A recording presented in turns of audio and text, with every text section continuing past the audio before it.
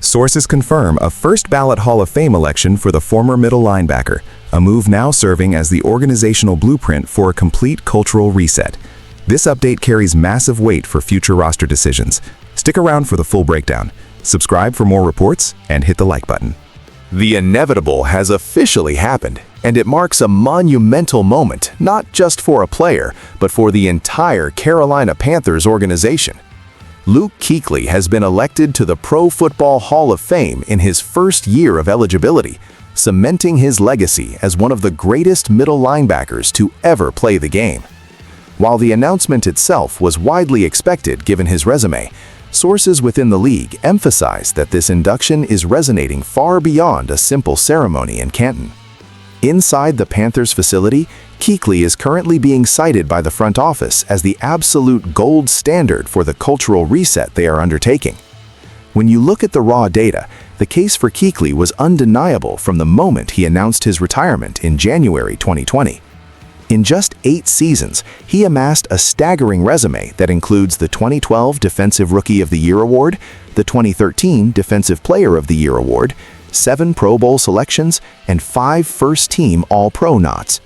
He totaled 1,092 tackles and 18 interceptions, serving as the literal and figurative quarterback of the defense during the most successful era in franchise history, including the 15-1 run to Super Bowl 50. However, the context here is crucial. This isn't just about honoring the past, it is about defining the future. General Manager Dan Morgan, a former linebacker himself who understands the demands of the position, is using Kuechly's tenure as the blueprint for roster construction. The organization has struggled significantly to replicate the intensity, preparation, and film study habits that Kuechly normalized during his time in Charlotte. Since his departure, there has been a palpable void in leadership and on-field adjustments that the team is still trying to fill. The timing of this Hall of Fame election aligns perfectly with the franchise's current objective, stripping the roster down to find players who love football the way number 59 did. This news serves as a tangible reminder to the current locker room of what elite performance looks like in a Panthers uniform. Analyzing the implications of this news, we have to look at how this impacts the strategic vision of the current front office and the expectations for the roster moving forward.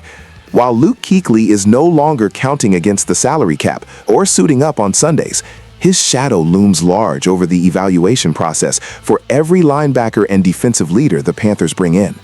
Sources indicate that Dan Morgan and Dave Canales are actively scouting for Kuechly-type traits, specifically high football IQ, instinctual play recognition, and relentless motor, rather than just raw athletic testing numbers. This induction validates the philosophy that the linebacker position, when played at a Hall of Fame level, can be the engine of a championship-caliber defense. For players currently on the roster, specifically veteran Shaq Thompson and younger talents like Trevin Wallace, the standard has been reaffirmed. The message from management is clear.